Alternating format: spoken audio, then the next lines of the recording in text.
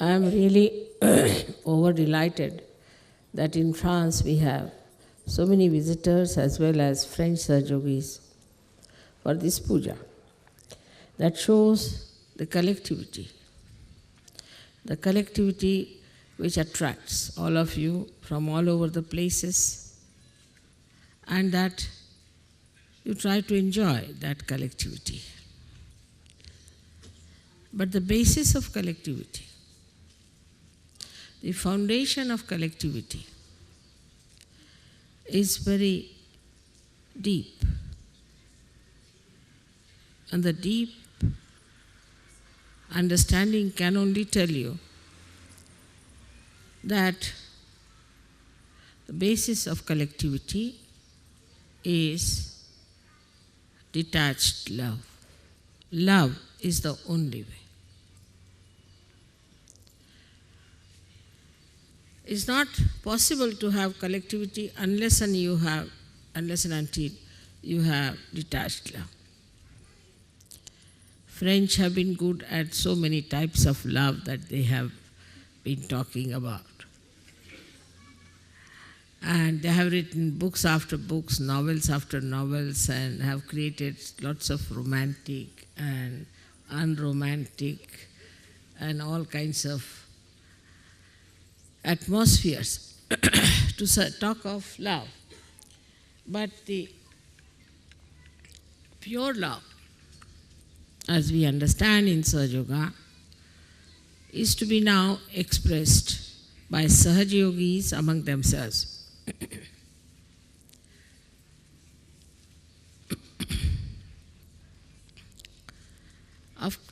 After all, we are all human beings made by one God. And that we are all Sahaja Yogis created by one mother. So there should be no misunderstanding between us of any kind. But we must know what sometimes makes us little different. If we can understand the problems that we face, then it would be much easier for us to see why our love becomes so attached and not so detached. Starts becoming smaller and smaller, then a person just starts loving oneself only. One of the main reasons that we have this problem is because of our conditionings. We are conditioned the way that we don't know how to love. When I see the advertisements in the West, I don't know from where the West starts and where it ends and from where the East ends. But they talk of West and East, but I don't know which is the demarcating line. Can anybody tell me that? Where do we start, East and West? Because it's one round world, you see. But somehow or other there is some line, unknown line, underlying line, which creates sometimes this East and West, two types of conditionings. So when I see some advertisements, they show about, recently I saw about James Bond, that he is free to kill and the best film for revenge. This is the advertisement. If revenge is the best way of fulfillment, then how can we love someone? So this kind of conditioning comes to us from outside. That we should not forgive anyone. We should take the revenge. And if you do not take the revenge, then you are not worthy your name. So if you cannot take the revenge, like a duel that they used to have in France quite a lot between the two persons. They would take two guns and kill each other. I mean, what a stupid idea it was. Just think of it in modern times. But it was so. So if the revenge is not taken, then it was thought to be something very sly, very low level. So a person must take revenge. History shows also the same things, that one had to take a revenge of another person who has harmed you in any way, troubled you. I think is the quality of a snake, they say. That if you step onto any snake, it follows you all his life to take the revenge. The only thing that it does all its life is to run after that person who has, by mistake, put the foot on its body. In the same way, a human endeavor I have seen in so many novels is suggested how a man gets after a person who has some way or other harmed. If we go on like this, there's no end to it. Firstly, it is absolutely absurd. For that, I will give you an example of Buddha. Very much I have been impressed by the way he said once, somebody who insulted him and abused him and said all kinds of horrible words. Then Buddha went to another village. Now this fellow felt the remorse and he went back. Went back and said, "Sir, I'm sorry, I've said these things to you. I'm really very sorry." He said, "What?" "When?" He said, "Yesterday." He said, "Yesterday is finished now. You are now with me today. So why are you talking about yesterday? It's finished." So with this kind of idea that somebody has harmed us, somebody is horrid to us, we linger on in the past.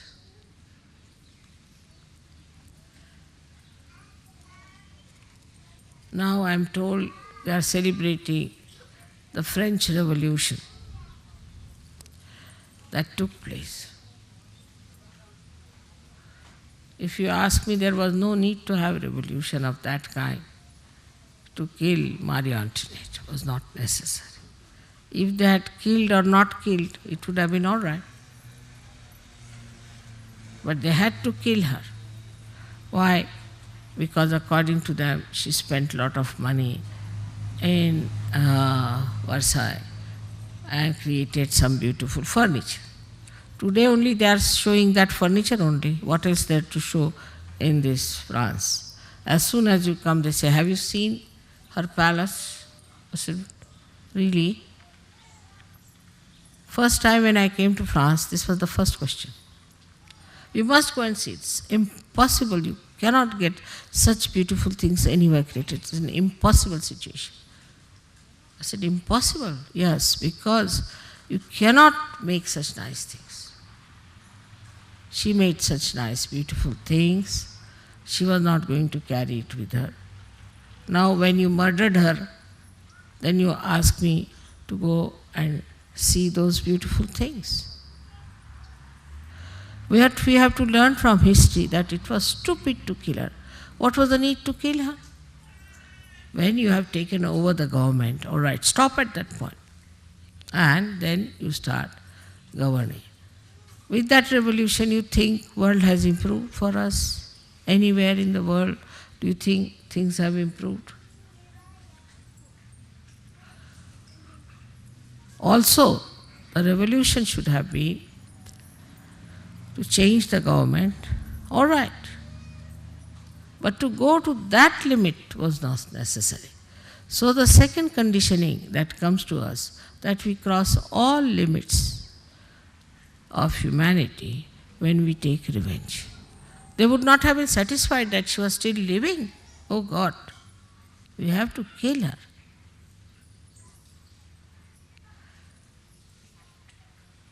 Of course, I don't say that somebody who has done any harm to the country, to the nation, should be allowed to go on like that. But how far you go with that is to be seen. So the wisdom of Sahaja Yoga is in understanding the limitations up to which you can go to express your anger, to express your revenge, so-called, on anyone whatsoever. But the best thing would be to leave it to the divine power, because everything is done by divine power. We all exist inside the divine power. We cannot think of anything else of that kind. I cannot give you an analogy how divine power works. For example, if there were no rays of the sun coming out of the sun, staying inside the sun, and all things working out, then we would have said it's something like divine power. Nothing is outside that. Everything is inside. And this divine power is the power of compassion and love, which does everything. But when we take up the responsibility, and when we decide we have to do something, and that we are something, and try to go against that divine power, we become stupid people, as we have seen. So to leave it in the hands of divine power, and to be just an instrument of that divine power, is the way Sahaja Yogi has to be. Because the compassion, the love of divine power is so great that it is wisdom, complete wisdom. A person who has no compassion cannot be wise. He could be worldly wise, but he could not be really wise. So, those who believe that they have to be very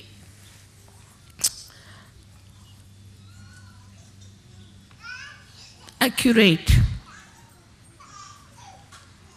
must know that your accuracy will be challenged by the divine power.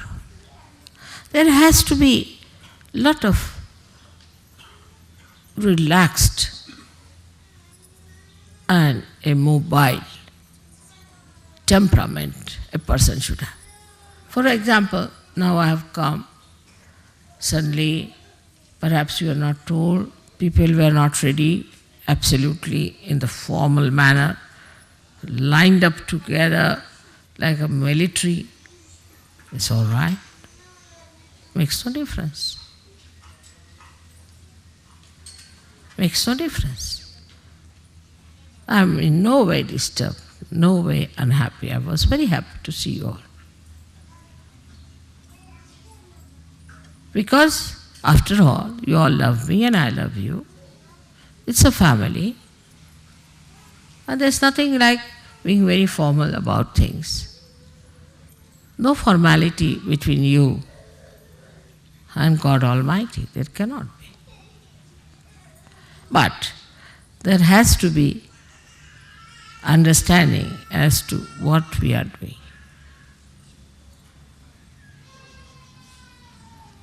I find suddenly human beings either become extremely relaxed, extremely lazy, extremely confused. You ask them their name, they'll say 10 times, I. I said, what's your name? They say, I. I just asked your name. What you asked me, my name? Yes, your name. Ah, I see. So least bothered as to even remember your own name or to say, like a drug acting on that person. That's going too far. Another style is where too much of formalities. That supposing now mother is coming and we have to give her something and something is missing. All right, doesn't matter. After all, this is Paris. Lots of things were missing once upon a time. If there's something missing, doesn't matter. It's not so important. You should not be in tension. If you are in tension, you cannot absorb my vibrations. Or if you are lethargic, also you cannot absorb my vibrations. So you have to be in the center. Center in a receptive mood like a child is that you have to absorb the vibrations with that feeling of expectation and joy. We have to receive mother, but not with tension that this is not done, that is not done. I see each and everything so beautifully done. So beautiful are these flowers, everything done so well. And so many ideas. I can see them so clearly. It's all expressive of not your tension, but your love. So are we expressing our love or our tension? What is that we are doing? Are we trying to be tense because we are over alert, or we are trying to neglect everything because we want to escape? Between the two lies Sahaja Yoga. You are very anxious, very much waiting. You want to do something with your heart. And then when there is fulfillment, you can enjoy. But you are tense, I come in, and what I find, you all have headaches. So first I have to tell you, remove your headaches first. Then I'll talk to you. So it has to be a very relaxed rapport between us. But relaxed never means lethargy. It doesn't mean if you are lethargic, you will be sleeping off and nothing will go onto your ears. So, what we see that our conditioning, one conditioning we have, that either we want people to be over alert or we want that they should not be at all alert. So, the underlying problem of all these things is this, that we want extremes. In our conditionings, we go to extremes. We go to extremes of this or extremes of that. If you are absolutely lethargic, lenient, disabled, we can say, absolutely confused. You are not in the center. And on the contrary, if you are very strict, like a Rock of Gibraltar, and like a big Hitler-like behavior, it should be in time, everybody must have proper steps, must walk properly. That's not being Sahaj. That's not being Sahaj. Now look at these flowers. See one by one how beautiful they are. Everyone is different. Even one leaf of one flower will not match with another. One petal won't match with another. All different, but so relaxed, creating beauty, giving us so much of joy. All different, placed in different manner, moving in different manner. Everyone has a different angle. But there is unison, there is oneness in them, that they all want to give us joy. But with tension you cannot give joy. I mean, if there's somebody tense, I think I better run away from that person. God knows, if he's tense, if the tension increases, he might beat you, or might throw you out, or might himself be hurt. So the tension part of it is very common in the West. And that conditioning has come because of certain lifestyles that we have had. Now there's not going to be a war of Waterloo anymore. So we can say that Waterloo war was won because they reached in time. That's not the thing. The war was won because it was to be won by the divine power. Even if they had reached late, they would have won it. Whatever happens is by the divine power. So there is no need to be tense. Then you will say, all right, then let us sit down and have a nice time. Everything will be done by the divine power. No. Divine power is going to work through your institutions, through your medium. So you have to be alert. I hope you understand what I am trying to say. That a person who is relaxed need not be a person who is lethargic, but alert. Alert you can be as well as you can be relaxed, because you are Sahajogis. You are not like other people. Other people, you take the name of the airport, and I don't know what goes wrong in their brain, suddenly they go off, they're off their heads. They go mad.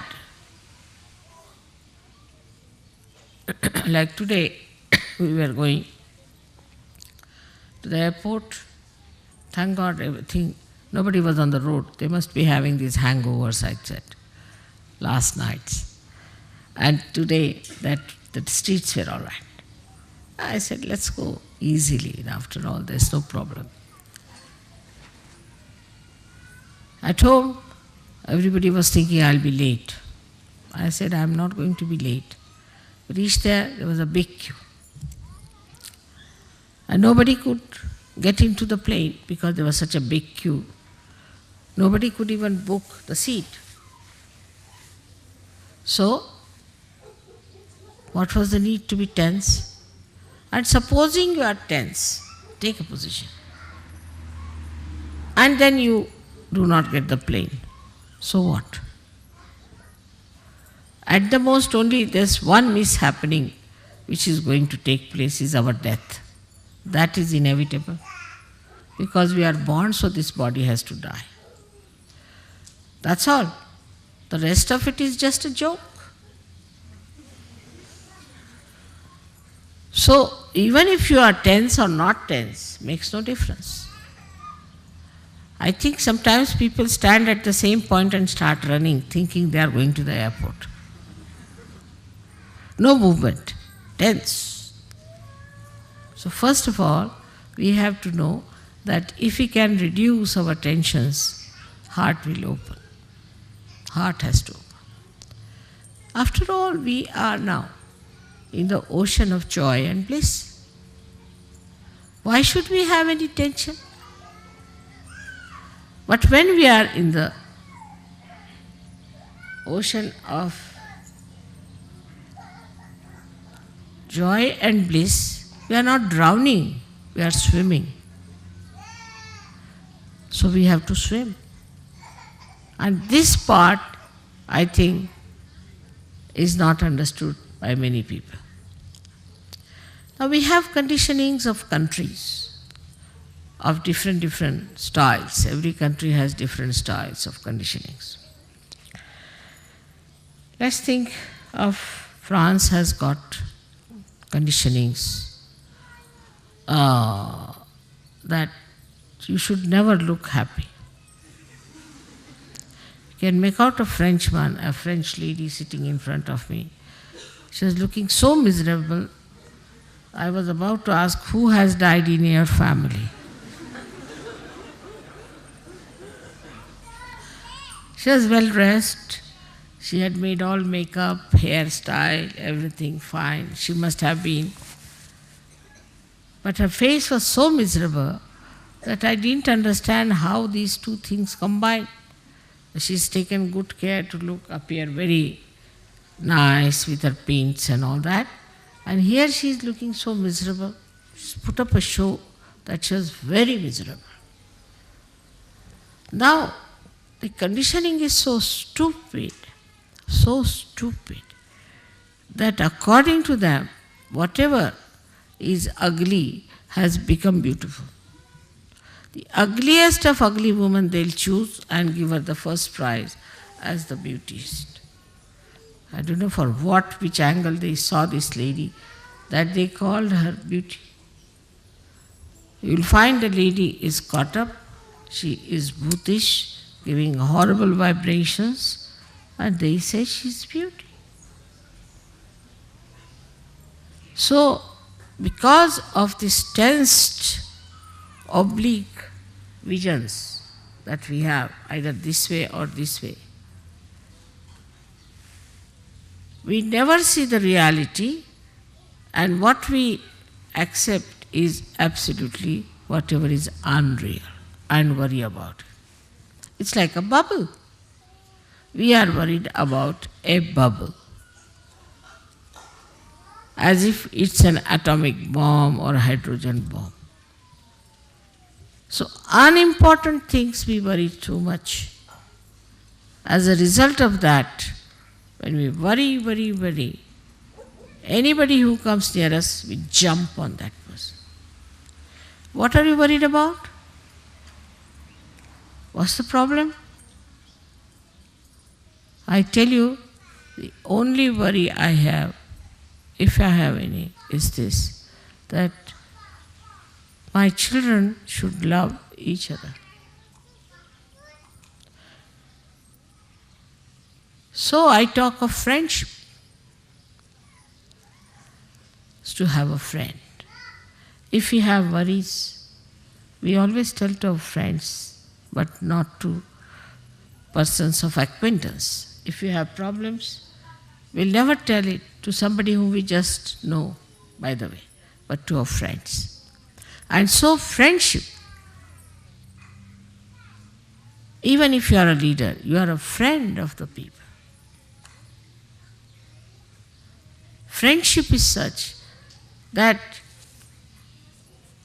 you could share your secrets. You could share your problems. You do that with me. And why not with each other? It's a question of understanding that Sahajogis are all really friends to each other. I think relationship of friendship is even higher than any other relationship we could think of. Because there's nothing to be gained out of a friendship. It never ceases, and you just enjoy the friendship, that's all. Then you can pull each other's legs sometimes. You could be little joking with another person, making fun of another person. It's all right. It's friendship. But this is the purest form of understanding our relationships with each other. And a friend is the one who is always, for no rhyme and reason, concerned about his friend. Before Sahaja Yoga, you could have only one friend, or at the most two. Three meant a crowd. Cannot have three persons as your friends. But in Sahaja Yoga, we are all friends, pure friendship. Friendship of a very beautiful nature. That you enjoy the joy of another person. In vibrations you do. If you feel the vibrations of another Sahaja-yogi, you really enjoy.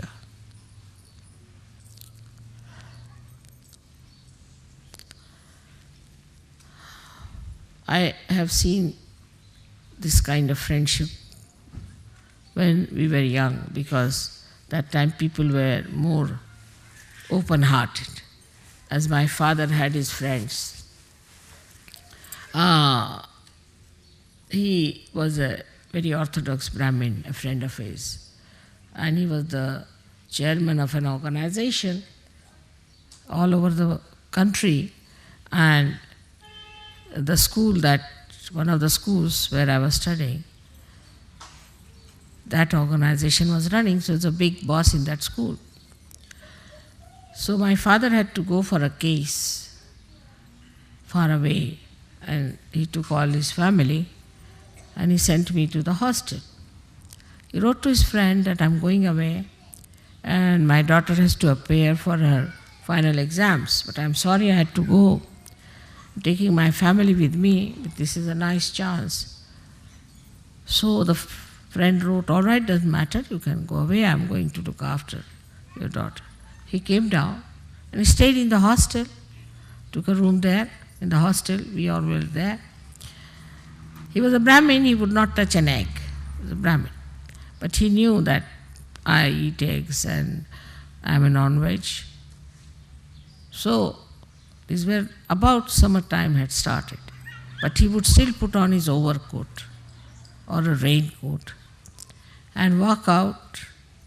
I don't know from where he used to get eggs in the morning, bring it in his room, because it was a Brahmin school, and secretly cook the eggs for me.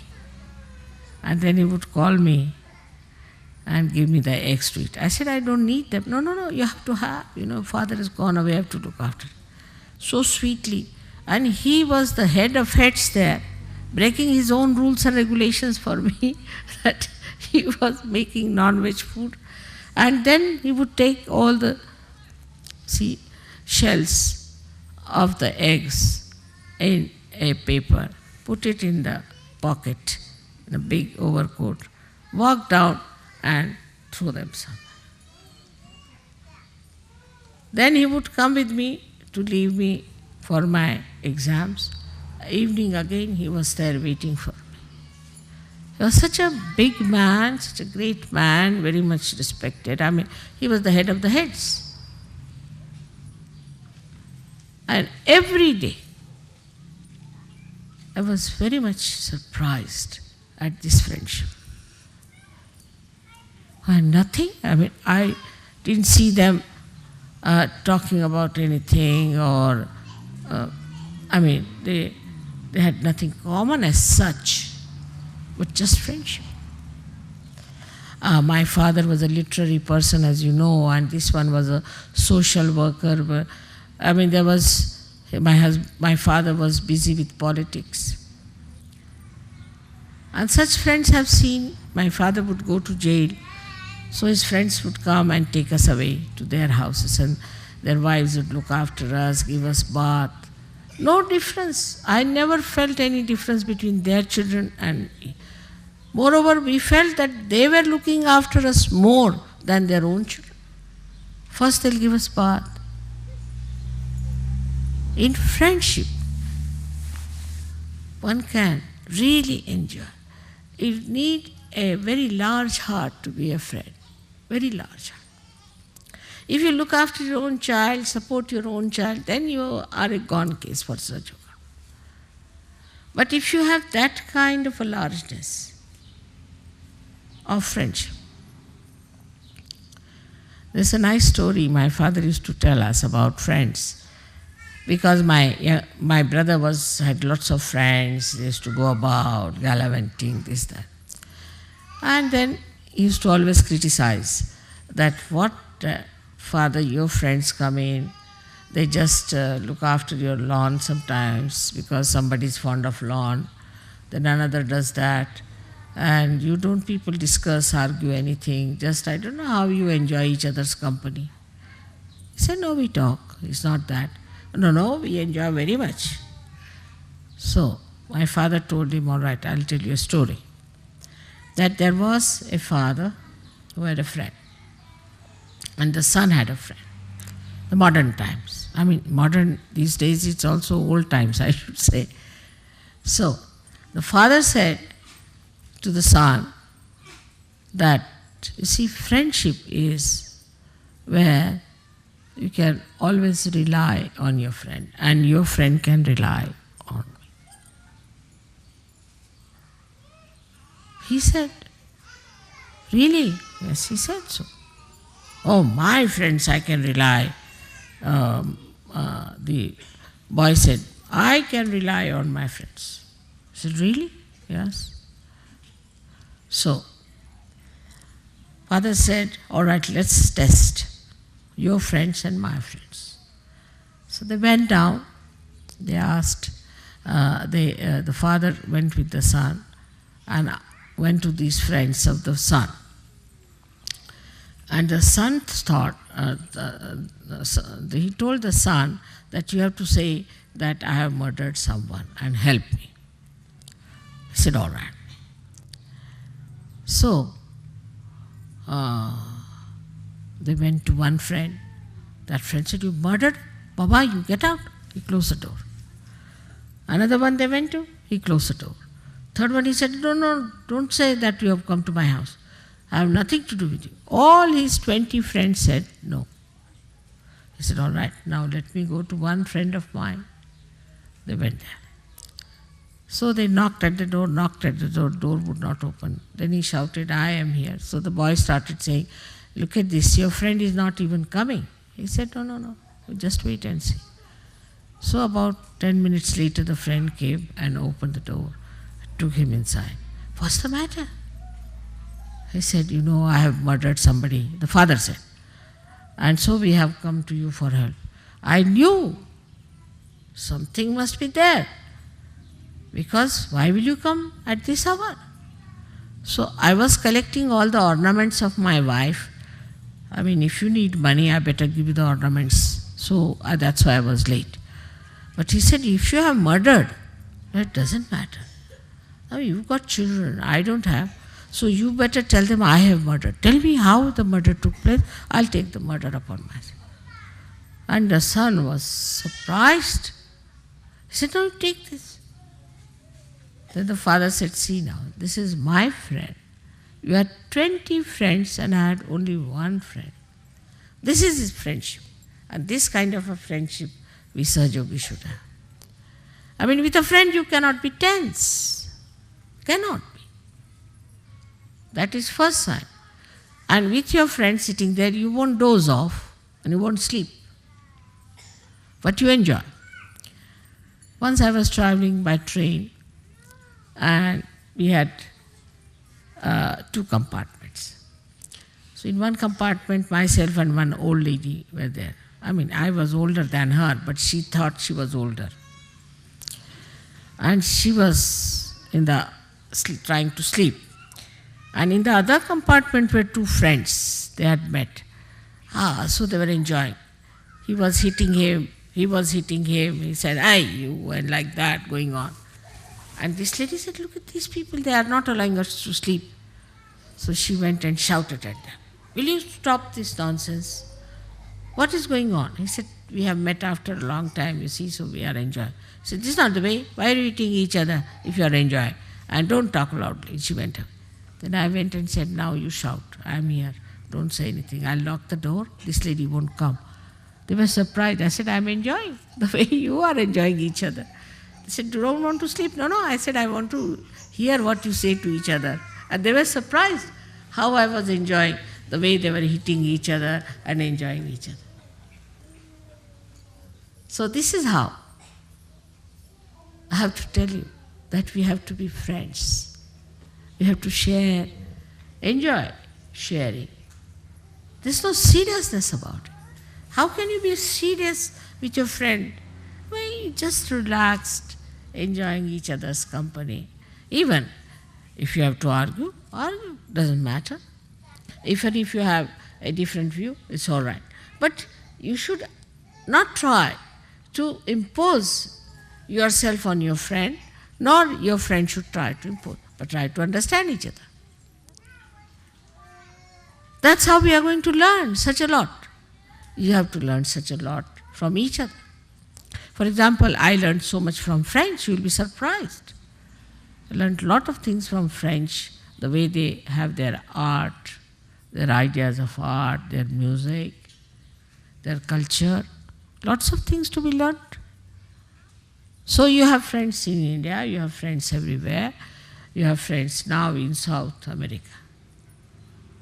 Everywhere you have friends. You just go with my badge, finished. Oh, they'll all jump for you, they'll do anything for you. So this friendship, just think of it in this world. We have thousands and thousands of friends everywhere we go. And this is what we have to know within ourselves, that we have to be ourselves very, very friendly type.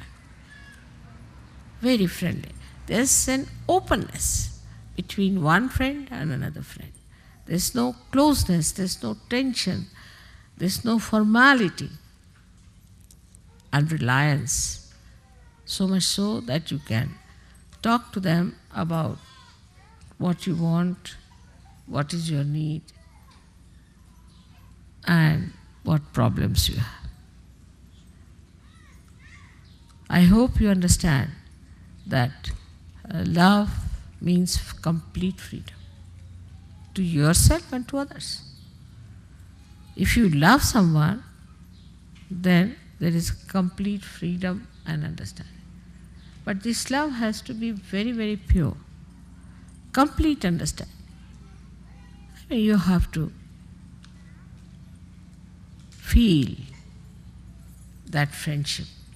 And you will feel very proud that you have so many friends, real friends. You have so many friends who are real friends. You will be so very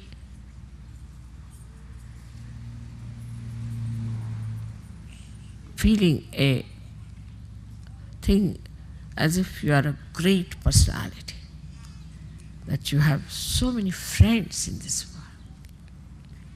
You are not alone. Imagine before this, what we had, so many saints, so many great souls were born, and they were treated like singular people and tortured, killed, poisoned. They were alone. But you are not. You are all friends to each other.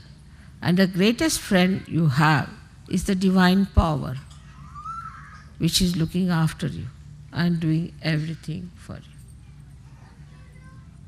If you have that kind of a relaxed, beautiful alertness within you, you are going to enjoy life. You are going to enjoy Sahaja Yoga. and you are going to get many, many more people in Sahaja.